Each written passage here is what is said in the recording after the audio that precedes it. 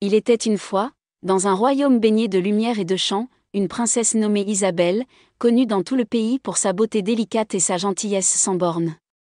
Les gens l'aimaient et les jardins de son palais étaient remplis de fleurs, mais surtout de roses rouges, sa fleur préférée. Mais, non loin du château, dans une forêt sombre et toujours brumeuse, vivait une vieille et sombre sorcière nommée Morgane.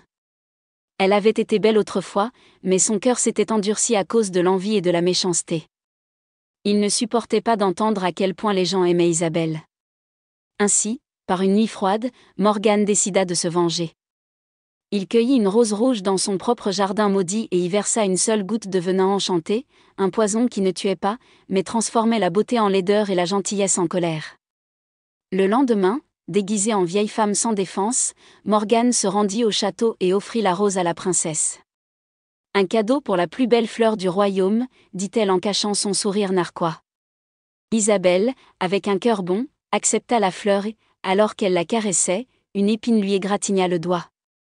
Aussitôt, un tourbillon s'éleva et son visage changea, ses cheveux s'en mêlèrent, sa peau se rida et ses vêtements se transformèrent en robe de sorcière. Mais à la surprise de Morgane, Isabelle n'a pas pleuré ni ne s'est mise en colère. Il s'est regardé dans le miroir, a souri et a dit : « Si j'ai des ailes de sorcière, pourquoi ne puis-je pas voler ? » Il prit un balai magique et partit en voyage autour du monde. Il a aidé les villages, guéri les enfants malades et apporté la pluie là où il y avait la sécheresse. Les gens ont commencé à l'aimer encore plus, même sous sa nouvelle apparence. La sorcière Morgane observait tout cela de loin, furieuse au-delà de toute mesure. Son plan avait échoué.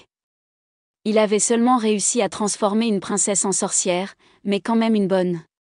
La vraie beauté ne réside pas dans l'apparence, mais dans ce que nous faisons avec notre cœur et nos actions. Le mal peut changer de visage, mais il ne peut pas assombrir une âme vraiment bonne. Fin.